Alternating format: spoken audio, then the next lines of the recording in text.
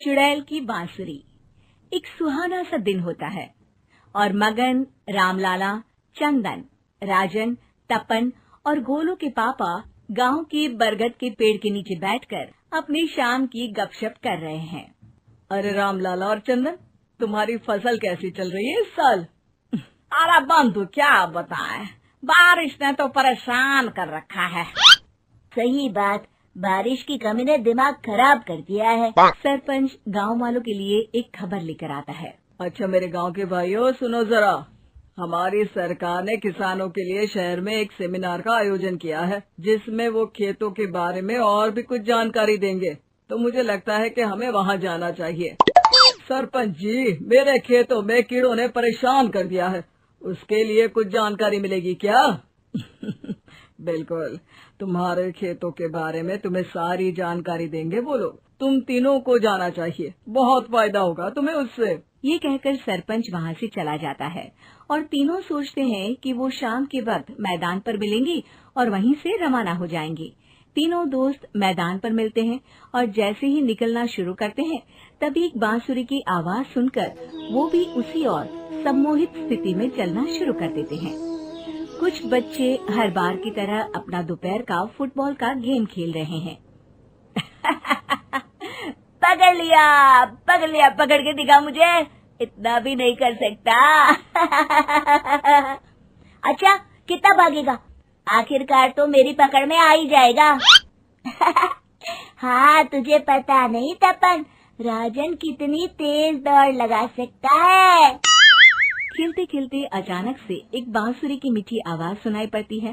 सारे बच्चे उसका पीछा करने लगते हैं। शाम हो गई है और बच्चों के घर न आने की वजह से उनकी माँ मैदान में पहुँच जाती है। राजन बेटे, अरे ओ राजन बेटे, किधर चले गए? इतनी देर हो गई, घर वापस क्यों नहीं आए बेटे? तपन बेटा, चलो घर, शाम हो गई है, कितना खेलोगे? और गोलू, ओ गोलू। तीनों की माँ एक दूसरे को देखने लगती है और उन्हें एहसास होता है कि उन तीनों के बेटे घर आए ही नहीं। अरे राजन और गोलू की मम्मी, आप इधर? राजन और गोलू घर नहीं आए क्या अभी तक? नहीं तो दोपहर में राजन मुझे बताकर गया था कि वो तपन और गोलू के साथ खेलने जा रहा है। मैंने सुना है कि गांव में एक चुड़ैल घूम रही है, कहीं वही तो नहीं ले गई ना हमारे बच्चों को? ऐसा कुछ नहीं हुआ होगा, हम तीनों अलग अलग जगह ढूंढते हैं, इधर ही खेल रहे होंगे तीनों बच्चे। ये कहकर तीनों बच्चों की माएं उन्हें ढूंढने निकल गई। बहुत देर हो गई और फिर भी तीनों बच्चे मिले नहीं। तीनों की माएं मैदान पर फिर से मिलती हैं। सुनिए जी, ये तीनों मिल ही नहीं रहे और मेरे दिमाग में बहुत बुरे बुरे ख्याल आ रहे हैं। आप चिंता मत कीजिए, हम सरपंच से जाकर बात करते हैं, वो हमारी मदद करेंगे। गोलू की माँ सही कह रही हो, चलो चलते हैं। एक उम्मीद की आशा लेकर तीनों अपने बेटों की फिक्र में सरपंच के घर जा पहुंचती है। सरपंच अपनी शाम की चाय पी रहे हैं और अखबार पढ़ रहे हैं। तभी तीनों की माँ हड़बड़ी में भागकर उनके पास आती है। अरे अरे, आप तीनों इतनी डरी हुई क्यों हो? क्या हुआ? ऐसी क्या बात हो गई? तिवारी जी, हमारे लड़के दोपहर से खेलने गए हैं और अब तक लौटे नहीं हैं। हमने उन्हें सब जगह ढूंढा, लेकिन हमें वो मिले ही नहीं, इसीलिए हम भागकर आपके पास आ गए। अच्छा, इनके पिता कहाँ है? ये कुछ काम के लिए शहर गए हैं, इसीलिए हम भागकर आपके पास आए हैं। हाँ, मैं उसके बारे में भूल ही गया था। एक काम कीजिए, मुझे उस जगह लेकर चलिए जिधर वो आखिरी बार खेल रहे थे। सरपंच घर से एक डंडा लेकर तीनों के साथ मैदान की ओर निकल पड़ते हैं।